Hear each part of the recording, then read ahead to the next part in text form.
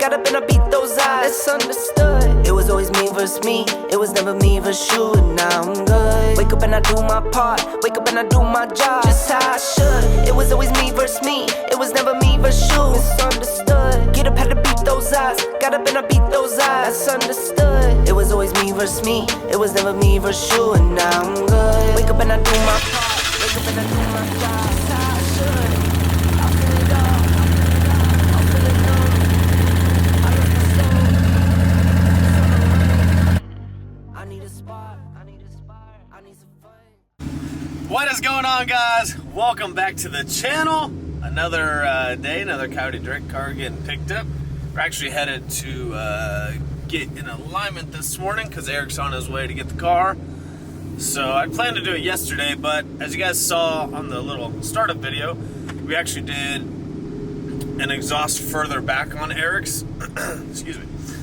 So with the Aldo Welds kit, it does like a little short downpipe off the turbo, and it makes for definitely some in-cabin noise, and like you can hear the car now, but trust me, it's not nearly as bad as when the downpipes are like right there, which honestly it's not too loud. I'd say like once the car warms up you get kind of used to it, but if you're gonna be driving around like a couple hour long cruises or whatever, it definitely helps when the exhaust is past the cabin. So that's what we were doing yesterday, is building that for Eric's car. But Eric's car is ready to go. We did Aldo welds. So this car came to us actually completely stock. He just had he had some weld wheels and I think an exhaust, nothing crazy. So we did BMRK member, oil pump gears, crank sprocket. Obviously it had a phaser issue, so replaced all that stuff. And then did oil pump gears, crank sprocket, obviously, a nice crank stud from Fast Forward Racing Engines. We have those on the site now. We can't get the kinetics anymore. I don't know what happened with the guy. So Fast Forward makes a really nice crank stud now, and I'm trying to keep those in stock all the time for you guys, and then also for the shop cars. So anyways, been putting those on everybody's cars, and we've got them actually for the GT500s as well. So if you have a GT500 crank, I got those also. Anyways, so Fast Forward Engines crank stud and 4 fuel system, obviously. FIC 1200s, so it did a little bit bigger. I'm trying to think what else. E-boost.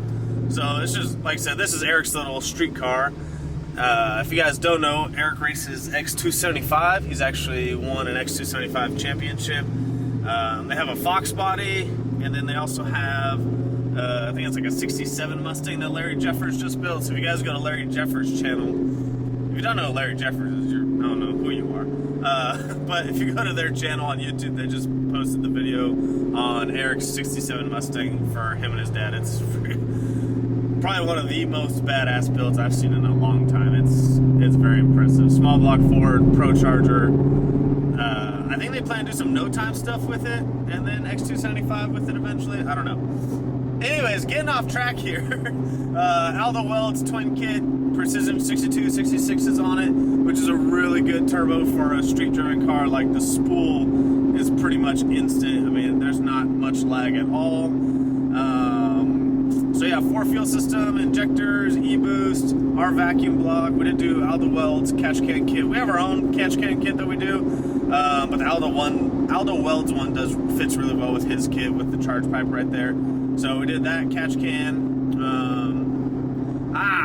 This is the other thing we did. I forgot. We did a E85 ethanol content sensor, so that he doesn't have to worry about testing the fuel all the time. He can just, let me see if I can do this while I'm driving. He can just look over and see we're at 79% right now. So that's with like the pump E85 over here. Now, no gauge is 100% accurate, obviously. So take, any gauge you use, the mechanical gauge, the electrical gauge, take them all with a grain of salt. But it's peace of mind for sure to be able to look over and see what your ethanol content is. So I'm sure where they're at, they live near Dallas, they probably get pretty decent E85. So anyways, got 3 maps on the boost controller. We ran the car the other night. I'll put a little draggy video here. I won't post the time because obviously it's 6500 DA, but the car did very, very well. on 13 pounds of boost and 6,500 DA, I will say. So I was actually super impressed with it.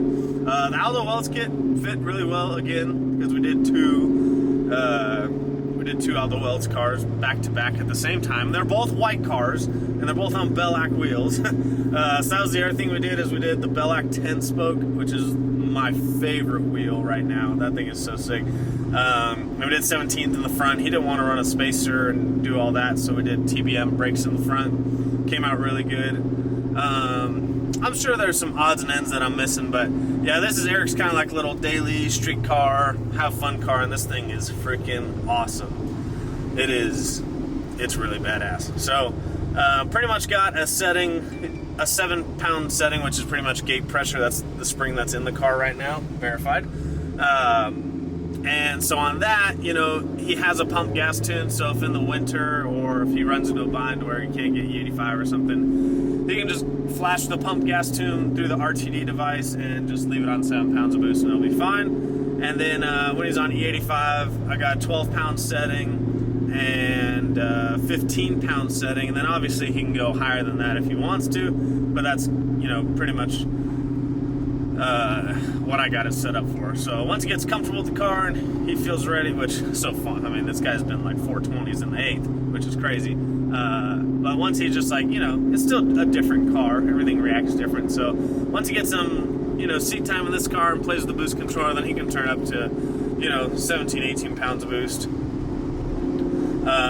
So yeah, I'm really excited with how it came out though. Everything's looking good. Going to get an alignment this morning and then he's headed to pick it up. And that's another twin turbo S550 headed out of here. So hope you guys have been enjoying the videos. I finally started ordering parts for the truck. So I know I had asked everybody, you know, twin turbo or Whipple or single turbo, or yeah, nothing else really matters in life besides turbos and Whipples. And so I got some parts coming for the truck. So in the next, I think they show up tomorrow or Tuesday.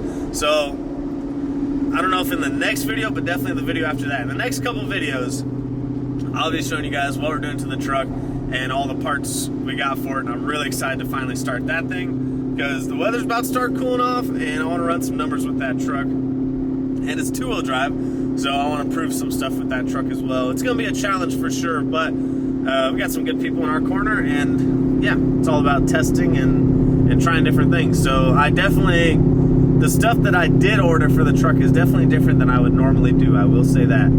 So keep an eye out for that one. But hope you guys enjoyed the video. Just want to do a short little video on Eric's car because it came out really good and the thing looks super sick on the Belaks and the Tbms. So hope you guys enjoyed that video. If you want to follow Eric, I think his Instagram is X275 Eric. We'll see you guys on the next one.